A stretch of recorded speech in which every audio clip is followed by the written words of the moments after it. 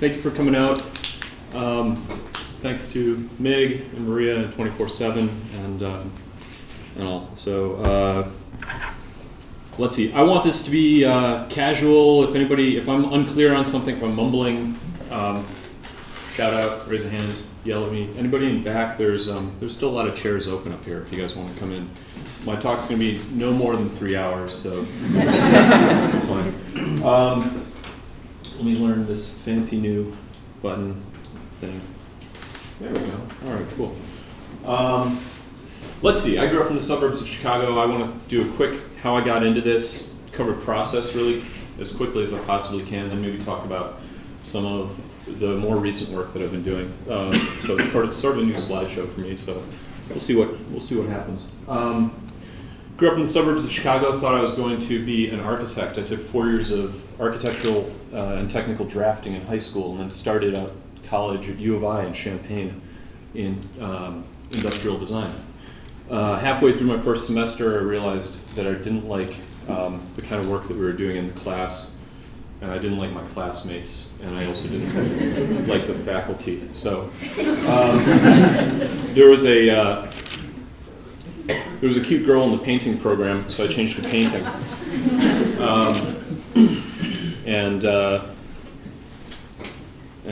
So yeah, I finished with my degree in painting. Moved back to Chicago, 94, and as you remember, 94, mid-90s, not a great time. You know, a lot of the major fine art painting corporations were not hiring at that point. So I was doing a lot of jobs like building houses, rehabbing houses, tearing houses down, painting houses, doing PA work on music videos and commercial shoots. At one point I was driving out to Downers Grove to build scale models of Payless shoe stores. Elevator just showed up with a garbage can. Sorry, buddy. Okay, so this whole time I'm playing in bands and band. Let's see, end of 95, I got hired to do an illustration for a concert poster. And so I went with my friend Andy Mueller, who hired me, who I know a couple of you know, and then we went over and met up with Steve Walters at Screwball Press. Steve and I hit it off and I started working there. I worked with Steve for 3 years before opening my own shop, Bird Machine. First illegally in the basement of my house near Granville and Western for 4 years there. Then we moved to a spot in Ravenswood for 5 years, and then moved to Skokie because it's going to be a cutting edge suburb. About another 12 years. I'm just really ahead of the curve. I'm like Wicker Park circa 1983. So let's see. Okay, so I want to run through the process really quickly of what I do to make a print. At the end of this, I expect everybody here should be able to get up, run out over to Blick and start their own screen print shop. One of the things that's unusual about my work, I think, is that I start out, everything is hand-drawn. So, well, let's see. I'm cropping some stuff here. We'll roll with it. We'll see what happens. Actually, is there a way easily, Mr. Mig, to sort of scale things a little bit so we're not... I don't think so. No? Okay. Yeah, Everybody here will use their imagination. Good. Let's see. This is a print I made earlier this year, just an art print for fun. I started with a sketch here of a guy on a bike with a bunch of logs and an axe and a little bit of refinement, adding more detail, and this is a 9 by 12 inch drawing. So I draw usually about quarter size and blow things up. Here we have a finished drawing with a background. We've got a little compatriot there on the back, sort of Yoda style. I'm a new father this year, and my main hobby outside of work is splitting firewood in the backyard. So, and also like bikes. So this is sort of like encompasses everything about this year for me. Okay, so historically, I like to be able to brag that I work 100% non-digitally. However, at the moment, I don't have access to the type of photocopier that I used to use. So for 2011, I'm actually scanning in my pencil drawing and just passing it through Photoshop so I can get a film output. So this is a film that's been output at the actual size of the poster. In this case, it's going to be 18 by 24 inches. And so I go in with my giant X-Acto knife and clean up, scrape away toner, and add texture, fix some of the parts that are pencil drawing, and like this. That is a gigantic X-Acto knife. Okay. This is a material called Rubylith. Rubylith is it's 2 layers of plastic. It's a clear acetate with a red mylar attached to it. It's going to be used as a stencil for the different layers of color. So there's the actual film, the black and white. We'll call that the key plate. That's laid out on my drawing table here. There's sort of a wood-toned tape dispenser up there by the Ethernet cable. Anyway, so the Rubylith goes over the top, and then I go in with my X-Acto knife and cut just through the red mylar, but not through the clear acetate. And then my gigantic, dirty thumb comes in and peels away the Rubylith. And so what I'm doing here is creating shapes. I'm going to be defining a print area. Tell them I'm busy. And then, so what I'm doing here is creating a stencil that's in the shape of the first color, which is right there. It's going to be the background, shape of the tires, the logs, and the gentleman on the bike. Okay, my shop is very extremely high-tech. We only have the most cutting-edge equipment, such as my exposure unit here, which is 2 halogen work lights down inside of here, and some 2x4 screwed together and a piece of glass off of a coffee table from a garage sale. And these are my imported Swedish printing weights. Inside there are 2 halogen lights, as I said. The film goes on top of the glass, and then I go into the dark room, which is we call the red light district. And these are silk screen. Has anybody here screen printed before? Okay, so good. Am I being clear so far? Nobody's angry at me yet? Okay. My screens are aluminum. These screens are all 36 by 54, relatively large. They're stretched on one side with a synthetic polyfiber mesh. It's 230 threads per inch. Historically, you'd use silk for that, which is why it's called silk screen printing. The screens are coated with a pink emulsion that looks like Pepto-Bismol. The emulsion is the emulsion is light sensitive. It goes on wet, gets basically scooped on, brushed on, more or less, stays in the dark. Now, as long as that screen is in the dark, the emulsion is water soluble, meaning I can take one of these screens out of the room here, take it over to the spray out booth, spray water on it, and all the emulsion runs out. However, if it gets exposed to bright light, it's a new thing. We're pioneering the exposing of the screens. You can see the film underneath there. And once I put a piece of felt and my imported Swedish printing weights, turn on the lights, the light is coming up and exposing everywhere here, reacting with that emulsion, making it non-water soluble. However, the film is blocking this area, so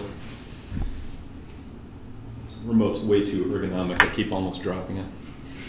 So once you spray some water on it, we end up with closed plasticky mesh, but open mesh perfectly in the shape of that film that we cut there a couple minutes ago. So, so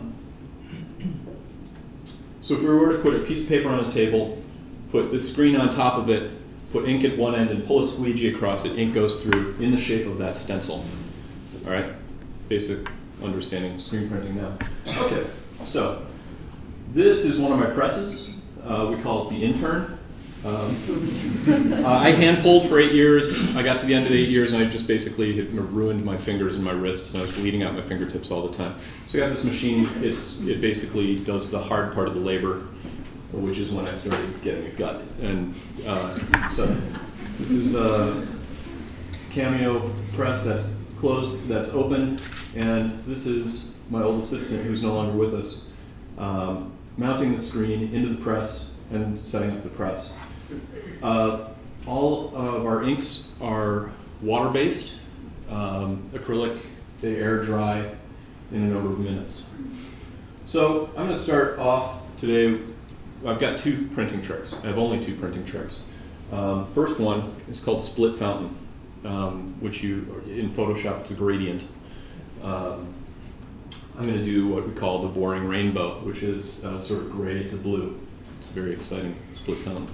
So onto the press I pour blue ink on this side, gray on this side, and then as the squeegee pulls across the image, we end up with, that's the squeegee pulling across the image, you end up with sort of a rough gradient that's going obviously from gray to blue.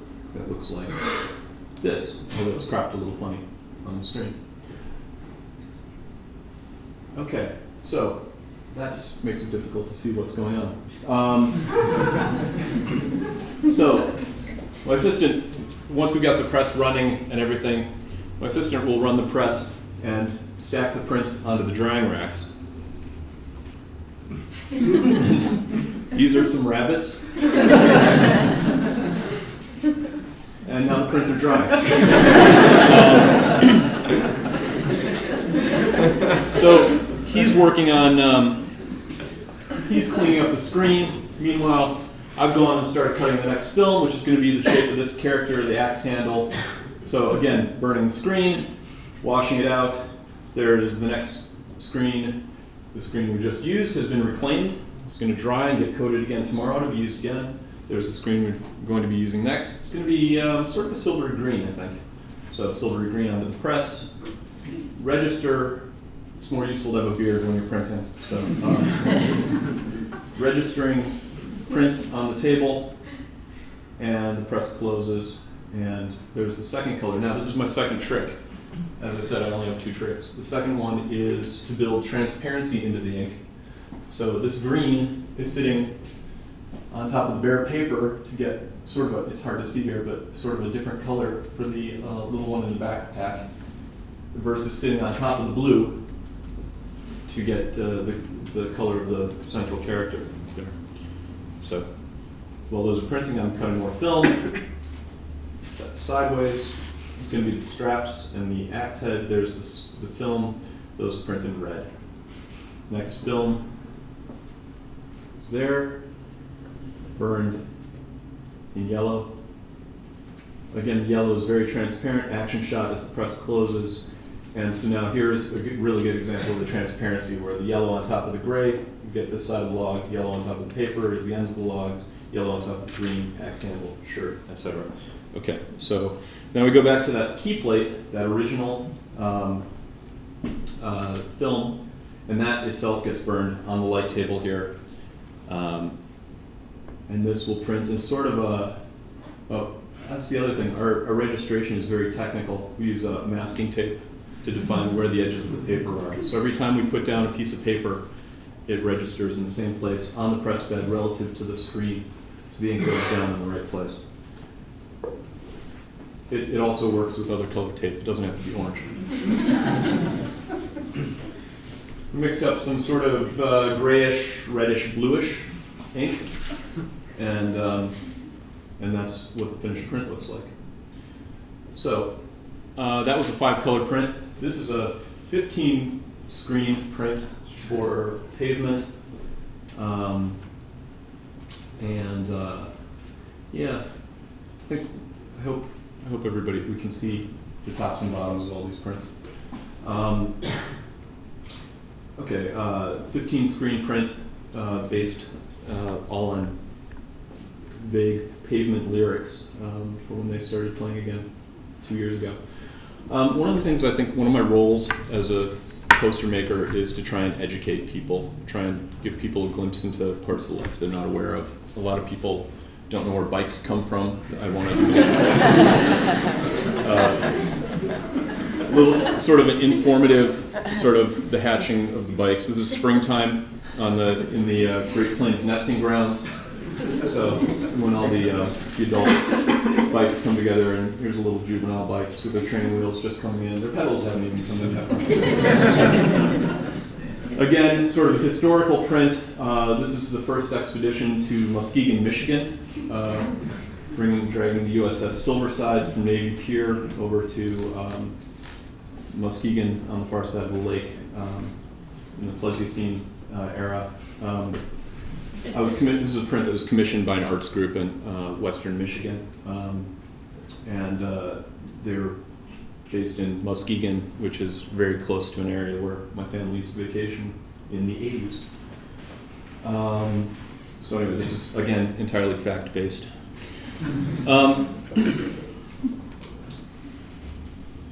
Well, this is for Oakton Elementary School, and it's this was a print I did to donate to the PTA at the local elementary school. The only art direction I was given was don't use the school mascot, the cougar, because it will scare the children, and we should probably use the school colors, which are gray and black. I sometimes don't take direction very well, but overall I think the print worked out pretty well. So let's see.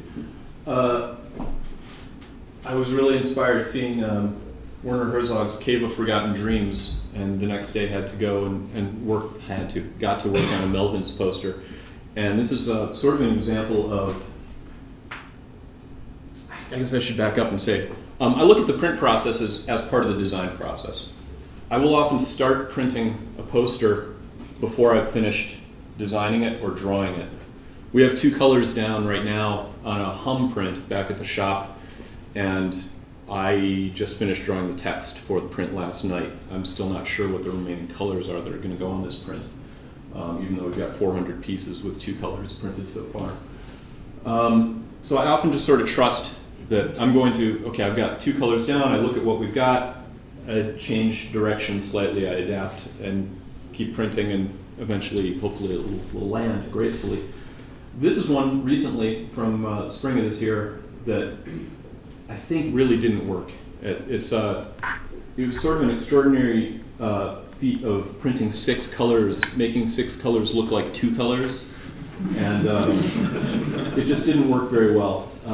So it's a number of woolly rhinos charging across this stone wall that you can't really tell it's a stone wall, and a character that failed to resemble the singer, guitar player of the Melvins. So sort of missed it there a little bit. More successfully, Andrew Bird plays basically a holiday show every year. It's called Geselligkeit, which means violin in a church, I think. He plays, okay, note to self, violin in church joke does not work.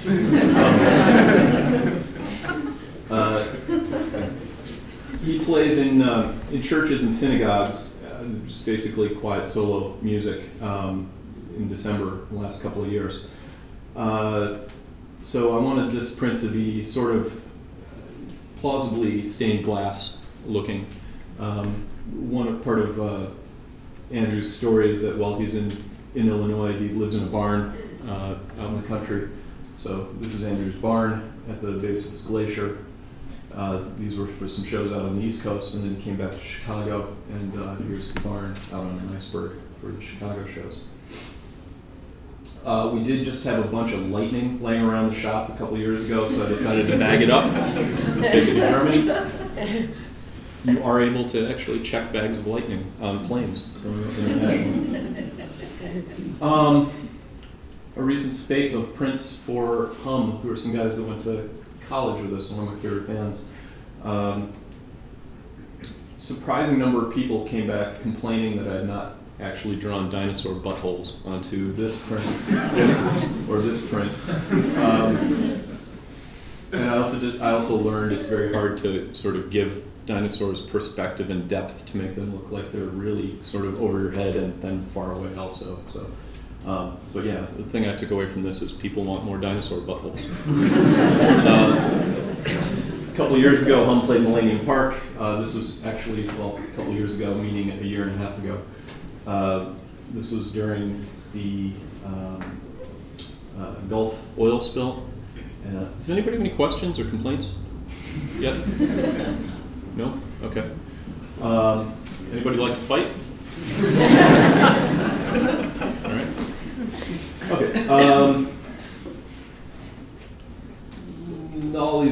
are not necessarily pulled specifically from Hum lyrics, but they're sort of, if you're familiar with the bands, they sort of have a very large sound that is, and they often sing about animals and whales. Speaking of which, like I said, I only draw from real life. This is the Scottish enormous sky walrus, which not a lot of people know. So the humor here is that I've actually made it sunny in Scotland. That's for the band Mogwai up there, sort of on the ceiling. This is the garage at my house. My garage is having some fall apart issues. It's a very old garage that was built poorly in the first place. Just in case you guys need a place to park. I don't remember. Anyway, I'm making a series of prints about my garage. In hopes that I will be able to raise enough money to repair or rebuild my garage. So this is that one time when it was stuffed with animals. There was a time earlier this spring when we received some roof bison. And again, this is not entirely 100% accurate because the handles on my wheelbarrow broke. About a month ago, I was in Hamburg, Germany. I was walking on the street and saw this graffiti after drinking. And I took a photo of it, and then I came back home, and I could just sort of, even on the street, just sort of I could see what this really was. The guy who painted it didn't know what it was, but I knew what it was. And I came home and made this print of all these undifferentiated mammals sort of flowing like that, like fish scales. That's called They Sang at Night, so they're all singing as they careen across the page. I've done a number of collaborations in the last couple of years. This is with my friend Aaron Horkey, who lives up in Minnesota. Aaron and I mail drawings back and forth, and then he comes to town. This is a 25-screen print that we made a year and a half ago, April of 2010. The good parts were drawn by Aaron, and the rest of it was drawn by me. Aaron came back actually a year ago right now, and we did a second collaboration. This is called Spring. It's 13 screens. Again, mailing a drawing back and forth, and then doing a lot of trips to the library to reference different animals. Again, these are all made without the use of computers. This is all hand drawn. Aaron Horkey is a master illustrator. He's on the cover of Juxtapose this month, if anybody is familiar with Juxtapose magazine.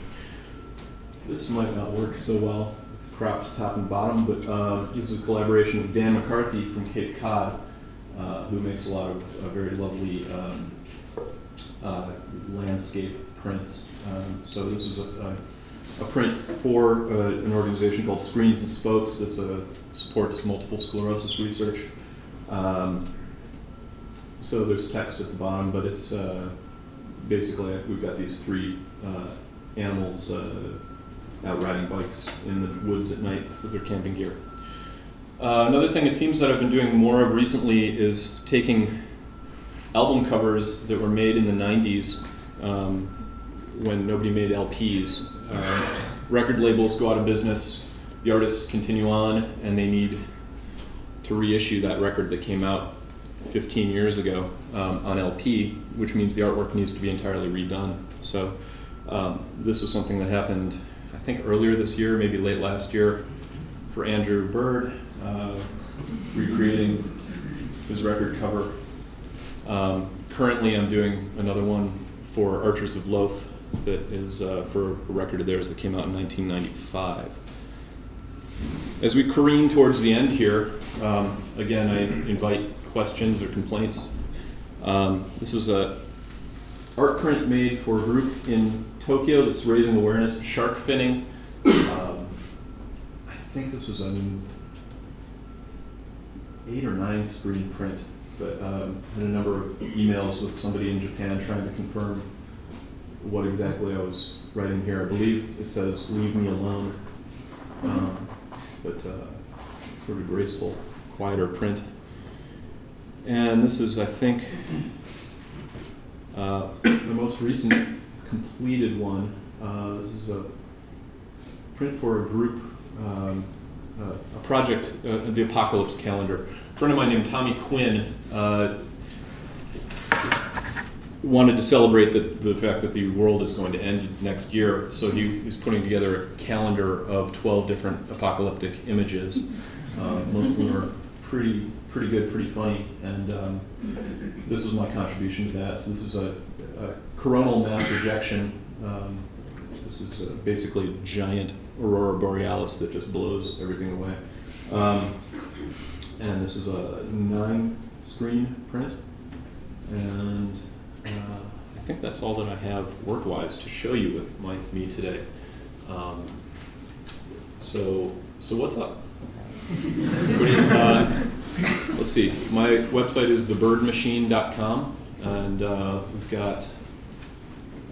I'm heading to Austin on Tuesday to paint a mural on the side of a restaurant, and then I've got in November another collaboration with Aaron Horkey, and if anybody's around, we'll be at the Renegade Craft Holiday Fair the first weekend in December over in Pulaski Park. So somebody had a hand up right here somewhere. Yes. I was wondering on the collaboration where you're mailing, Yeah. the one that had the ram crushing the house. How do you talk first about what the concept for that piece may be, and then what would you say to them first? What was sent first? Let's see if we can jump back to that. There it is. Oops. No, one more. You passed it. There, or one more. There we go. Aaron refers to this 3-horned thing up here as a glyptodon, which is sort of only vaguely related to a prehistoric glyptodon. I sent to Aaron a drawing of these 2 skateboard half pipes intersecting. I had sort of a roof around it. I had them originally up on stilts and sort of had sketched some larger creature living down below. Sent it to him, and he added he added a lot of the whole barn up here, and then the glyptodon up top, and then sent it back. Arrived basically at the same time as he did, driving down to Chicago, and we more or less sat on opposite sides of the kitchen table and just basically pushed the drawing back and forth and added. The glyptodon up here has a tail that comes down the back, winds around through here. There's a gigantic eel over here that goes off the screen, some rams, some large birds, and all this debris down here. So there was not necessarily a lot of discussion as much as there was just sort of let the drawing, hey, there's that blank space. Why don't you fill it with this prehistoric eel? So, just like you guys do. And they do work. I think that's part of what I enjoy about this is that I'm pretty confident about letting the process of drawing or printing sort of determine what the final product is going to be, as opposed to setting out to make exactly that thing and then I'm going to miss it and it's going to become something else. I'm not sure grammatically if that makes sense at all, but I imagine you know what I'm talking about. Would you say you're very satisfied, somewhat satisfied? It's not? It's okay? All right. You have a question? Yeah, can you talk about how you look for the multi-screen ones where there's so much detail like this? How do you keep track of what bits get what colors? I don't know if you've seen my skull, but we've got an extra 2 inches up here.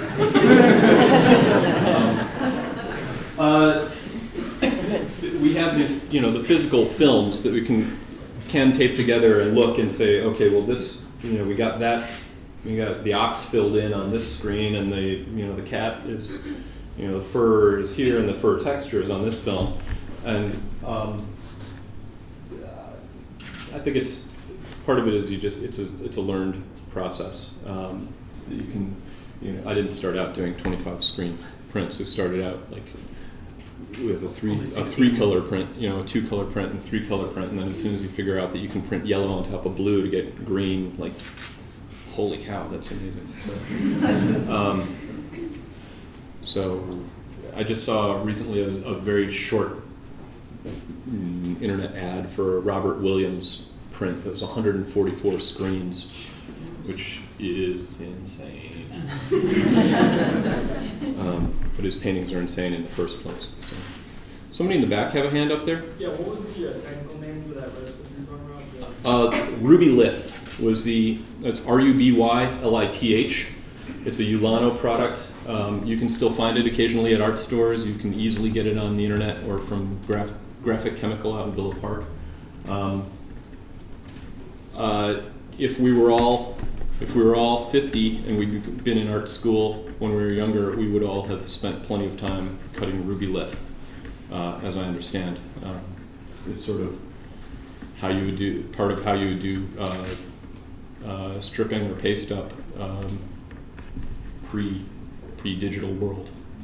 So. Jay, I have a question. Yes, sir. You turned everybody's heads at Threadless when you started your own t-shirt company. Because we tried to break in? Yeah. We actually, there's video of Jay and his crew trying to break in the gates of Threadless. So one of your models is here, Catherine Walker. So I guess, can you explain a bit about your t-shirt company? Let's see, earlier this year, we started a t-shirt company that's a joint project between myself, Diana Sudika, who's an illustrator here in Chicago. She mainly does children's books. Coincidentally, she's the pretty girl in the painting program that I switched majors for 19 years ago this week. So still married. And our friend Tom Stack, who's a painter from Milwaukee, and Jason Harvey of Royal Order, who's sitting over there in the corner. Jason also designs my website and my books, a couple of books, and sort of saves my ass on projects roughly every 8 hours. So we each, Diana and Tom and I each have our own sort of body of work. Tom's a painter and does a little printmaking. Diana's an illustrator and does a little bit of poster making.